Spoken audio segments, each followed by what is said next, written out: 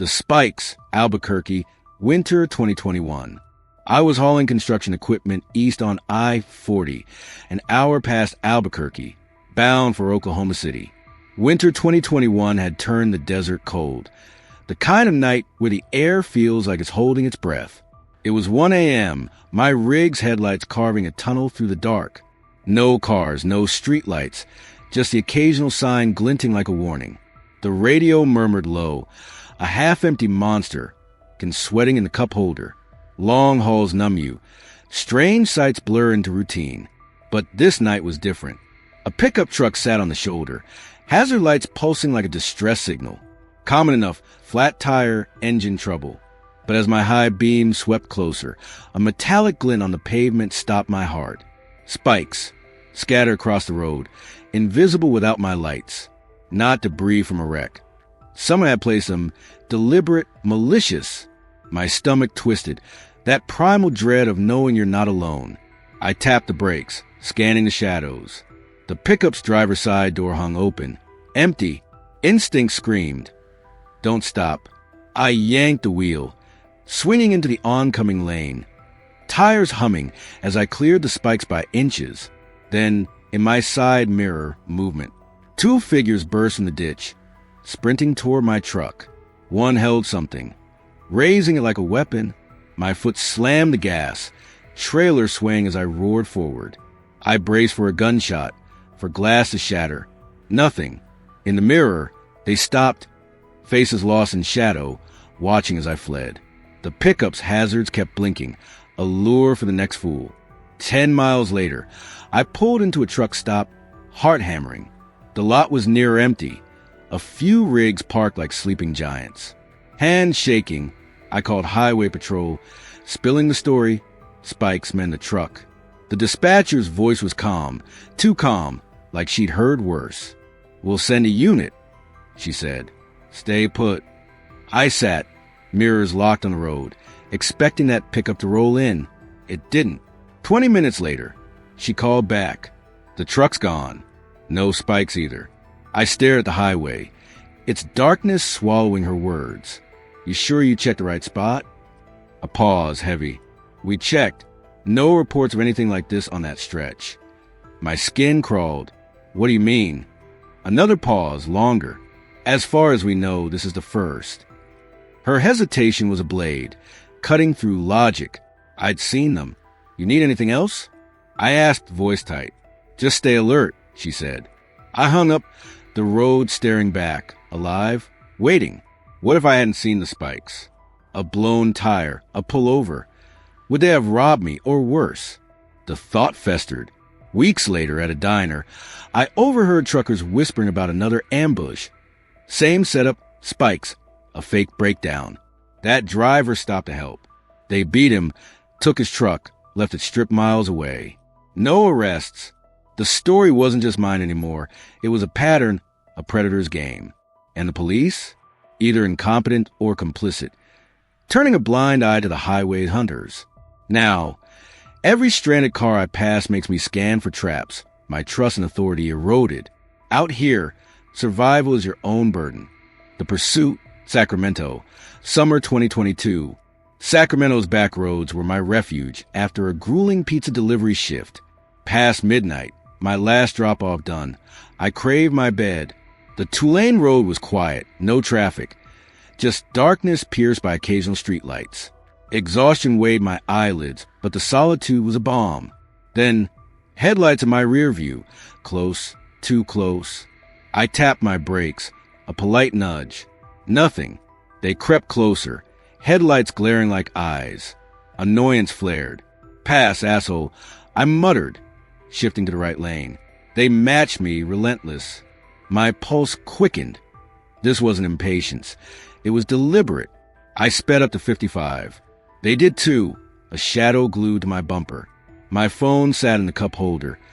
But what would I tell 911? Someone's following me.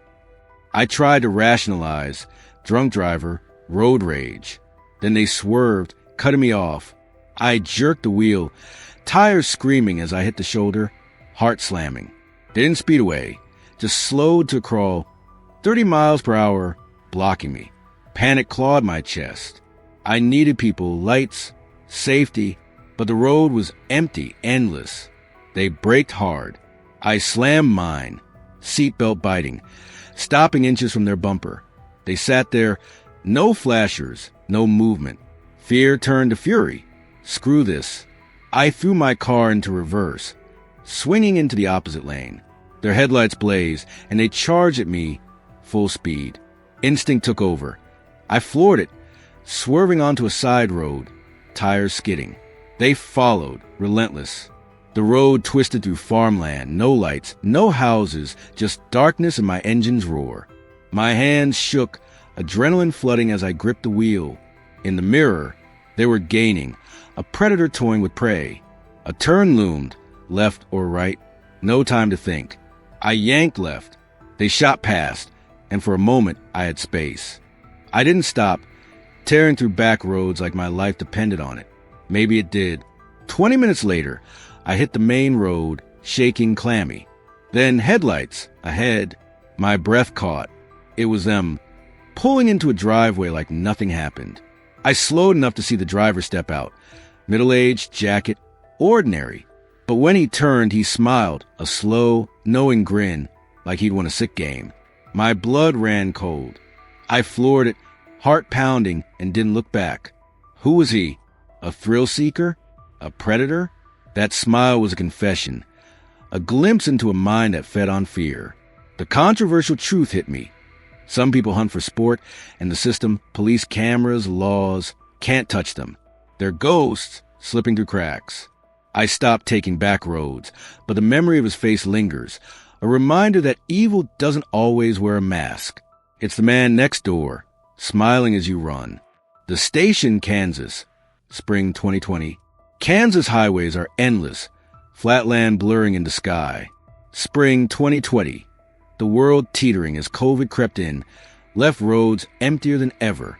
I'd been driving 5 hours, heading home from Colorado, my gas tank dangerously low. I'd pass truck stops, thinking I'd find one closer. Mistake. Now, I was in nowhere, phone signal flickering, fuel gauge screaming.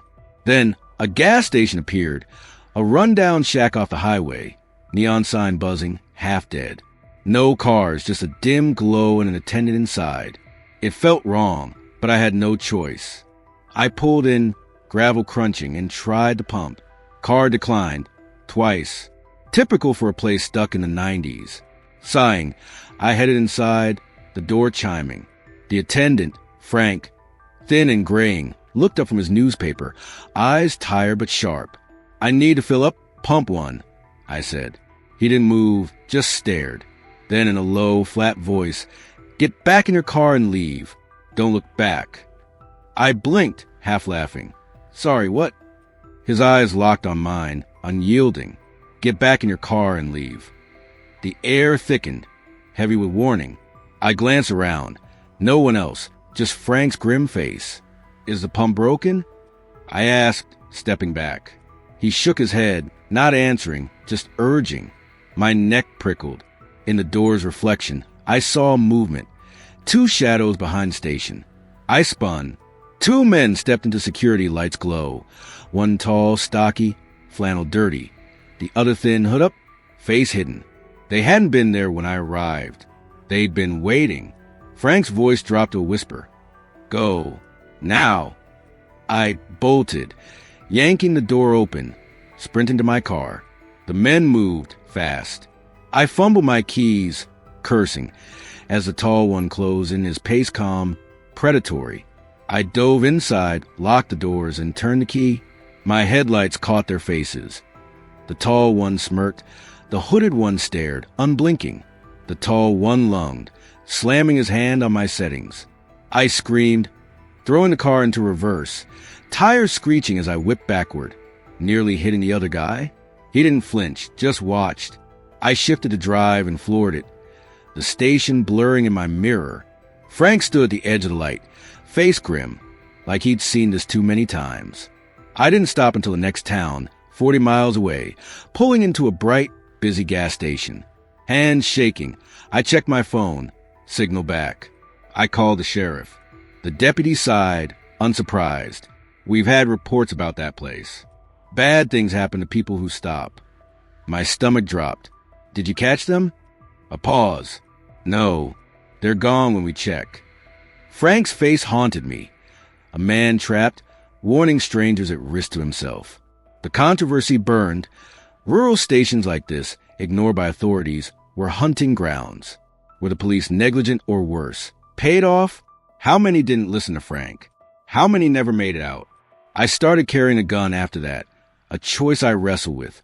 Out here, trust is a luxury, and survival demands hard decisions. The game, Boise, fall 2023. Boise's night roads were my domain as an Uber driver. Airport runs, bar crowds, early workers. Easy money, quiet drives. That night, I dropped off a businessman in a rural area, far from city lights. His neighborhood was dead, surrounded by open land where screams wouldn't carry. As I pulled out of his driveway, a sedan appeared ahead, crawling slow, no hazards, no reason. I figured they were lost, switched lanes to pass.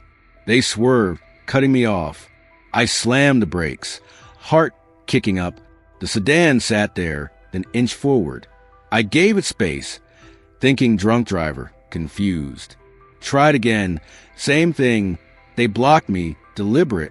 No Uber sticker, no logos, just a plain, dark car. I couldn't see the driver, just a silhouette. Rear view showed no one behind us. We were alone. They stopped, dead in the road, no signals. I flicked my high beams. Nothing. Then their reverse lights blinked. Nope, I backed up, giving distance. They stayed put, then peeled out fast. 2 miles later, they were back, stopped in the middle. No service on my phone, no houses, just fields and darkness. This was a game, and I was the prey. I gunned it, swerving to pass. They matched me, blocking. I honked, heart pounding. They pulled off abruptly, a hard right onto a side road. I floored it, aiming for a gas station 4 miles out. Then, headlights in my rear view, they were back, gaining fast. Panic surged, robbery, carjacking, or something darker.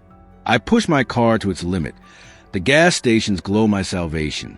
I swung into the lot, tires screeching. The sedan barreled past, disappearing. I sat, gripping the wheel, breathing hard. Inside, the clerk looked up, yawning. "You okay?" I glanced out. The sedan was back, creeping along the shoulder, windows black. I stepped back, out of sight. It rolled by slow. Under the lights, I saw the driver, middle-aged, smiling, waving, not casual but personal, like he knew me. My blood ran cold. I stayed an hour, watching the road. They didn't return. I drove home a different way, mind racing, random or targeted. What if I'd stopped? That wave, that smile, they were a taunt, a predator's signature. The controversy gnawed. How many others had he hunted, slipping through a system too slow, too corrupt to care? I started carrying a knife, a silent vow to fight back. The road had taught me. Some predators don't just want your car, they want your fear, and they'll keep coming until you break. These roads, Albuquerque's desolate highways, Sacramento's lonely back lanes, Kansas's forgotten stations, Boise's rural voids, are more than asphalt. They're arenas, testing your instincts, your will. Each encounter left a scar, a question. Why me? Was it chance, or had I been chosen? The patterns were too clear. Spikes, pursuits, ambushes, smiles. Predators roamed free in the system, police patrols, reports. Failed us. Were they overwhelmed, negligent, or complicit? Rumors swirled of cops paid to look away. A rural gang protected by local power. No proof, but the doubt lingered, a poison. I changed after those nights. I drive armed now, a choice that splits me. Am I safer or part of the problem? Vigilante justice tempts me, a dark urge to hunt the hunters, to make them feel the fear they crave. But that's a line I haven't crossed. Yet, the road watches, always. It knows my secrets, my doubts, my rage. And somewhere out there, they're still waiting. The men with spikes, the drivers with smiles, the shadows at the edge of the light. Every car I pass, every station I avoid, I wonder, Are they out there watching? The highway doesn't answer. It just stretches on, dark and alive, daring me to keep driving.